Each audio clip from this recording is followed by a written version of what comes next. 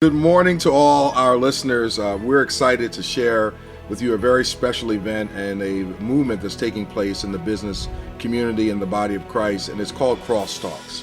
And we're here today with the event host and the founder and CEO of Crosstalks, Soraya Gutman, as well as this guy I'm already in love with him. He happens to be her husband. I'm not in love with him because he's our husband. I'm in love with him because he is just phenomenal, and he is the co-founder of Soulful Systems, and he's a senior software development at the Bank of New York. So good morning to the both of you.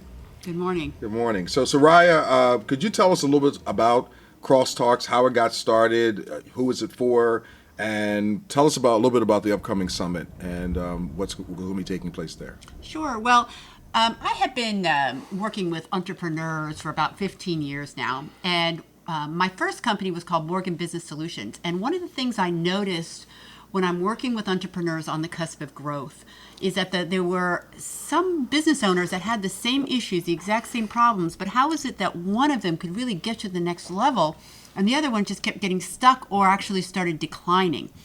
And really parallel, same revenue, same client, same customer base, same type of employees. And as I really started to think about it and question them, it took a very long period of time, but I finally realized what that magic nugget was. And it was the fact that somebody who was the founder was always blaming others. I'm not successful because of the government. I'm not successful because of lazy employees. Always looking out the window as opposed to looking in the mirror. They were always very unsuccessful. And the ones that were saying, you know what, I know that I'm stuck. What can I do better? The buck stops with me. Those that were willing to be humble and look in the mirror and say, it stops with me, they were the ones I understood that I could work with. Yeah. And so I started Crosstalks as a test, as a experiment after my first company was sold. And the whole idea was that the people that I found that were really looking in the mirror, it turns out that they all believed in God. They were Christians, they were Jews, and I realized that if I could bring more people that believed in God, that were really hardcore entrepreneurs, and that they could focus on a very methodical process to get them to their next level in their business, that would be great. And then for those that don't believe in God, they could be open and have the opportunity to still get those methodologies. So Crosstalks it's a CEO think tank. We meet once a month that helps our members actualize their highest potential. We do this in 4 ways. Number 1 is some kind of biblical reading with a live speaker. Number 2, with hands-on business tools. And number 3, with deep connections. The members meet with guests in groups. And number 4, accountability. So that's really what Crosstalks is about. We do this summit because it brings in people from all kinds of backgrounds.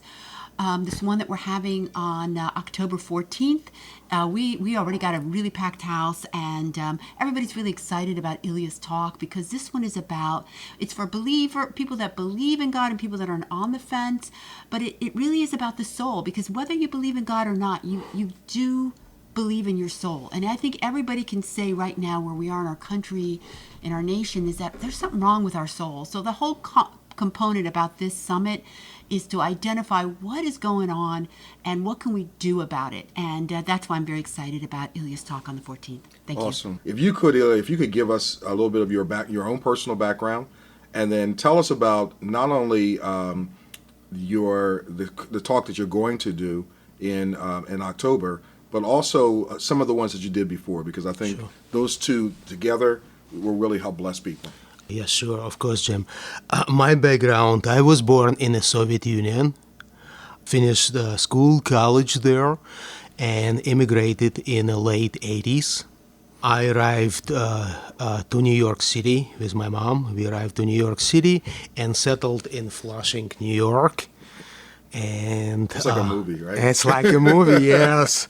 It was not the best time in America. It was in the middle of the recession, but I felt like I am on a different planet. I remember that those feelings should be a talk of their own. I studied, I worked different odd jobs in the 80s and early 90s, worked as a gym instructor at YMCA. I was working in a machine shop in the factory. Um, I was working as a salesperson at an electronics store while studied computer science. Yes, yes, yes. I studied computer science in Manhattan, one of the small schools, small colleges.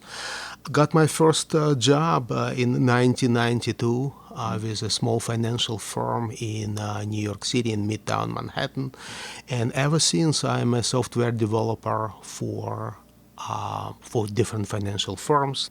As for the talk, which I'll have in October, it's the third talk in a series of talks about communism, socialism, and in general, and one of the topics you hear a lot, especially lately in America. The purpose of this talk was to present the same topics but from a slightly different angle, something which people wouldn't say, yeah, I heard that before, but rather something where people say, wait a second, that's interesting, I didn't think about it. And so each of these talks was specifically tailored for that purpose. The first talk on Ten Commandments was about taking as a guide to compare point by point, commandment by commandment, two societies. A Christian society in America, traditional Christian society in America, theist society of the Soviet Union. And literally take it one point at a time and explain that not only each commandment was warped and how it was shaped in something completely different, but also make people understand that that void, which was a religious void, that was left in the Soviet Union after the communist coup in 1917, didn't leave the void. That void was filled by quite evil things. Well, I would just say that again because that, to me, that is so powerful. Many times people think if we take, as you said before, if you take religion out of a scenario, you think it's just going to be an empty spot. But it's not an empty spot. No. It becomes a place for evil. Absolutely. It's not going to be just the same thing, my life as usual, just minus religion. And because religion is not an icing on the cake, it should be foundations of most people's life. By removing it, you letting really dark forces into your life. And I'm not talking about from the only religious perspective. You're getting a dark force into your soul. You're actually getting dark forces in every aspect of your life. And some of the commandments which I was talking about one of the examples which I like the most, actually, it's about commandment about honoring your father and mother. And the example I was giving from the talk from which I gave back in 2018 on is how that commandment was changed, how that commandment, what form it took in the Soviet Union, and every every Russian who are about my age or older would know exactly what I'm about to talk about. In 1932, it was a time where was major starvation going through the country. And the communists started to expropriate food and grain from the peasants across the country, everywhere, to the point where they basically scraped everything to the last grain, leaving them frequently even nothing to seed for the next year. Wow. And in one of those villages, a father of the family, a peasant who was a successful peasant still at the time, he hid some of the grain for his family from the expropriators, the ones, those little military groups which came to expropriate it. And his son, at the time he was 14 years old, his name was Pavlik Morozov, he turned him in to the authorities. Wow. What's fascinating, it's not the fact that he turned in his father to the authorities. He was arrested and sentenced and sent to the camp. But the fact that the Pavlik Morozov was celebrated for the next 10 generations of Russians as a martyr, because he was murdered, and he was celebrated as a martyr, as a hero. Films, art, books, statues all over the country were erected to commemorate Pavlik Morozov. His treason was actually celebrated as the greatest achievement of any kid should aspire to be when they grow up. Wow. That's what the essence of what I was trying to communicate. Yeah. It's not that only the good is taken out of your life.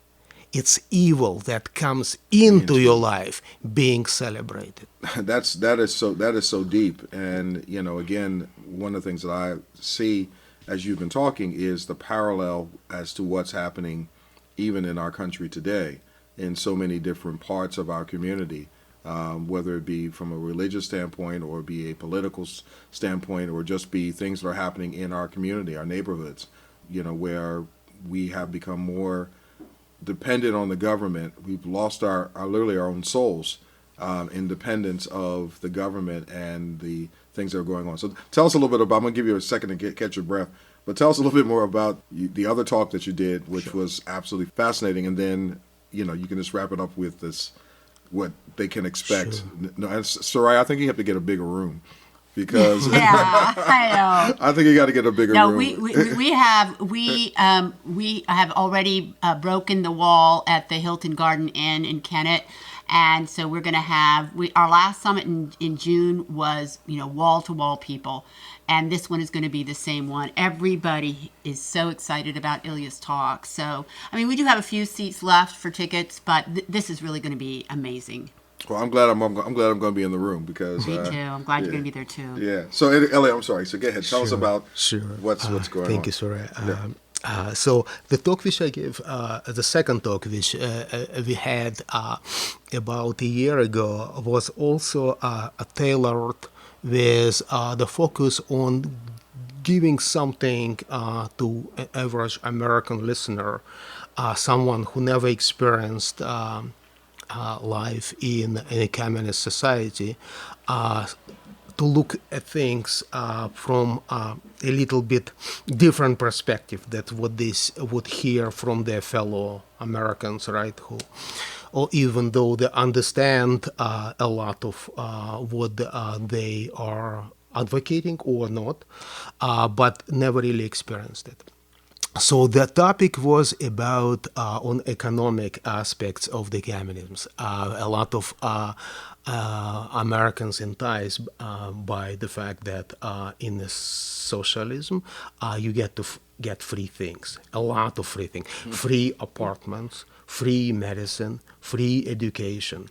So in many ways, I'm sure the thought which goes through person's mind is, it's a free apartment. It's probably something what I would have somewhere here in New York and Boston, just free.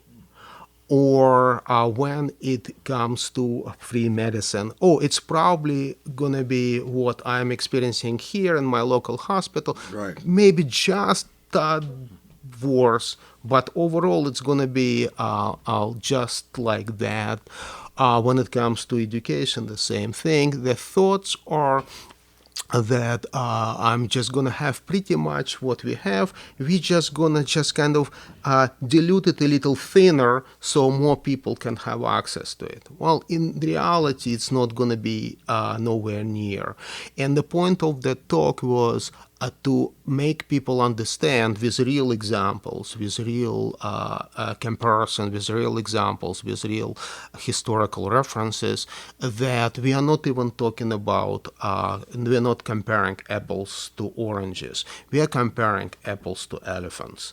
We are in a completely different realm of things where the apartments, which you free apartments, the fact that you wait and probably a generation of people in your family will die before you even get one, where you have no choice of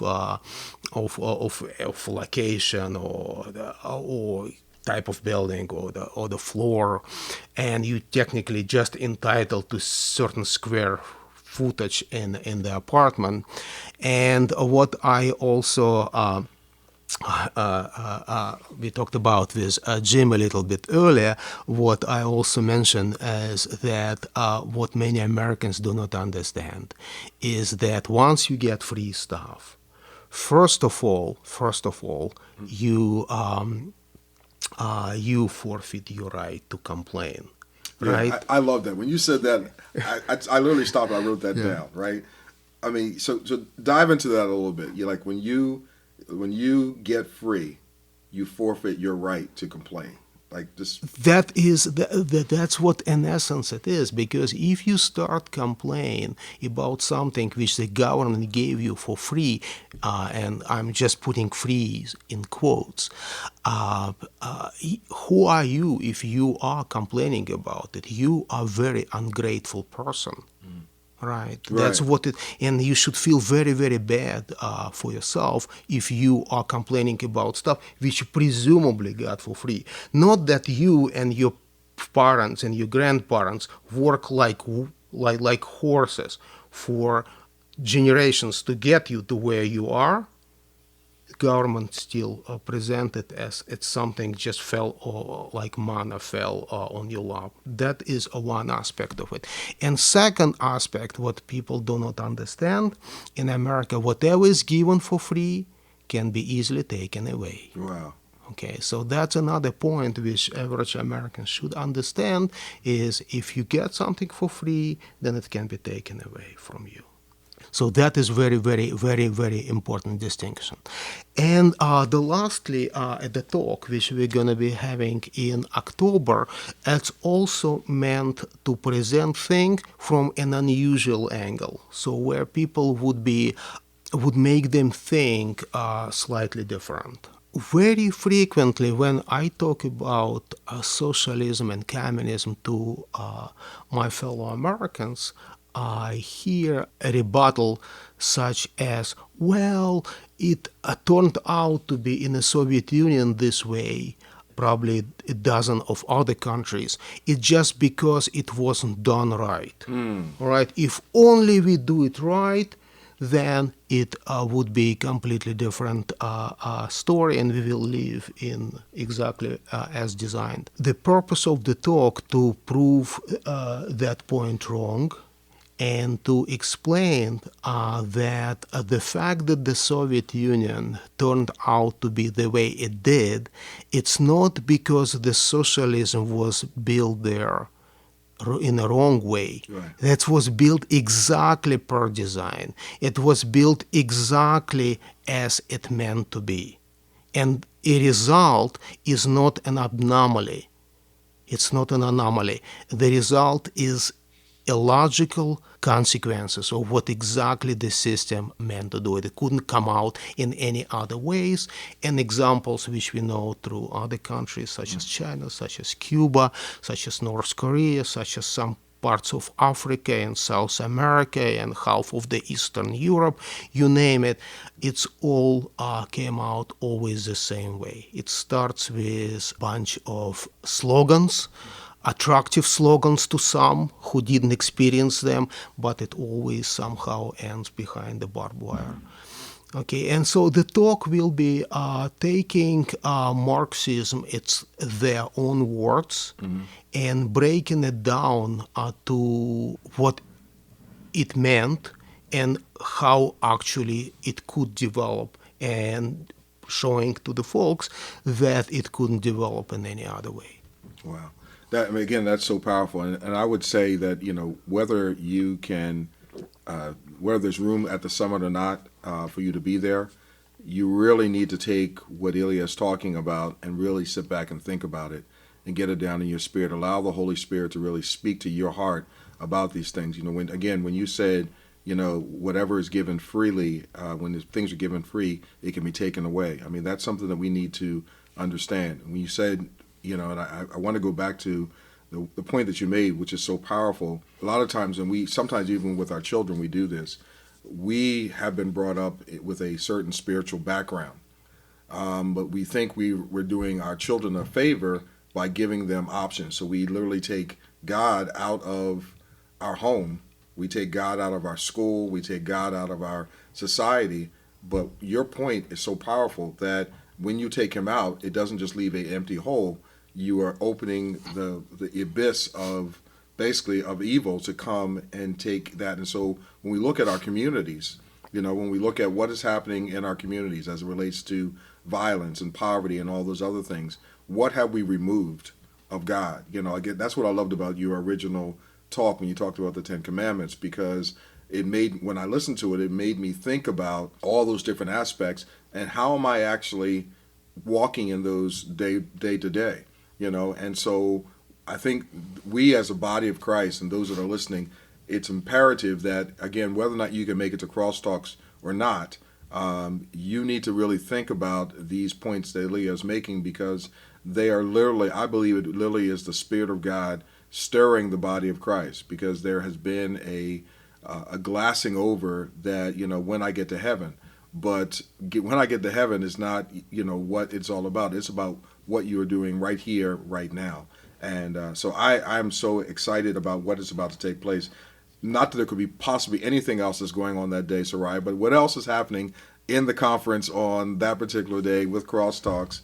Well, what I can say is for your listeners, Jim, if they go to the Crosstalks website on the contact page, they go to www.yourcrosstalks.com, and they say that they are a listener and they heard Ilya and you and myself on the radio, I'm going to offer the first 3 people a free seat. The tickets are $55, and all they have to do is on the contact page say, I heard you on the radio, and they will get a free seat. So I'd like to offer that to your viewers. As long as they own a business and they want to learn and get to the next level and really enjoy some interesting people, I'm happy to offer that.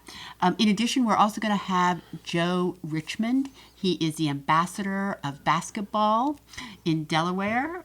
He works with the Philadelphia 76ers. Mm-hmm. He's an amazing speaker. Yes, he is. And so we're very excited to have him. There will be, we'll also have a little networking exercise that I will be conducting so that people can get to meet each other in a very fun and whimsical way.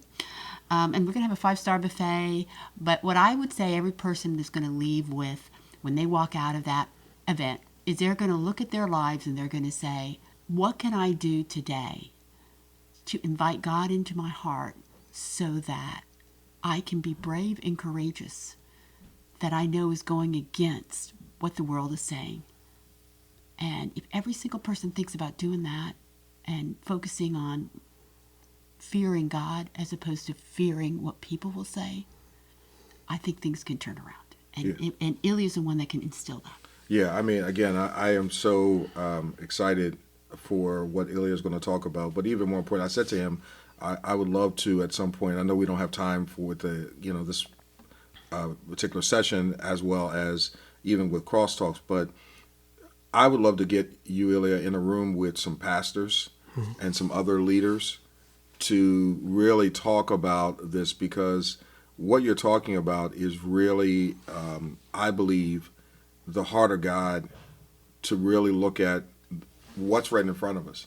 Many times we go back to the Bible days and we talk about Jesus and we talk about Abraham or Moses or whatever. But there's some real things that are happening right now.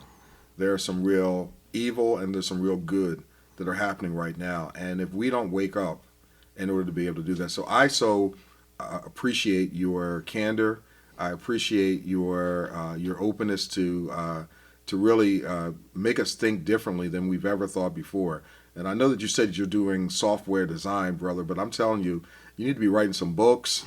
You need to be on some public speaking tours. You need to be out here just helping enlighten people in a different kind of way, because what you're saying is it's simple, but it is so complex that I can't even really fully explain it. And Soraya will tell you I'm not one who usually doesn't have words, but I am really without words with a lot of things that you're saying. And so I really appreciate you. But it's understandable, Jim, because Ilya also lived through it.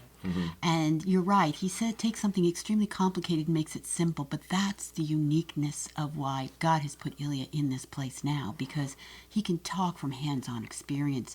The essence of Ilya's talk is how communism and socialism destroys a soul. Right. And that is something, that's the only eternal thing we can take with us, is That's our right. soul. So we're going to stop right there. And, Soraya, if you just once again would tell us, I know that the event is October the 14th. It's going to be at the Hilton Garden Inns in Kennett Square.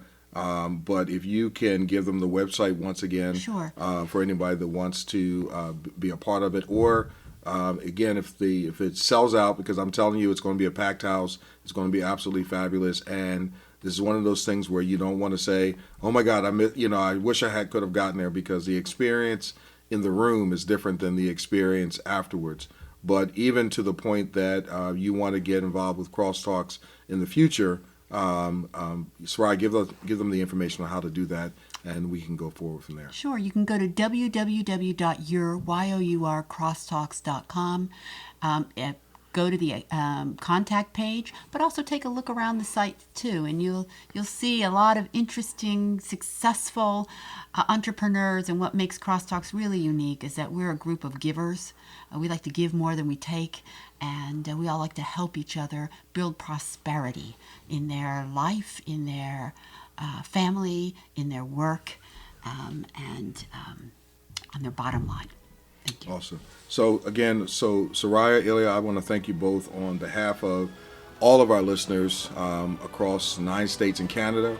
I'm hoping, Ilya, maybe some of those folks in New York that are listening to us, they'll pop down and say, "Yo, man, I remember you." Again, we want to thank you guys for what you're doing. Thank you for Crosstalks. Thank you, Soraya, for allowing God to use you in creating Crosstalks. And we look forward to seeing you all again. So have a blessed day. Thank you, Jim.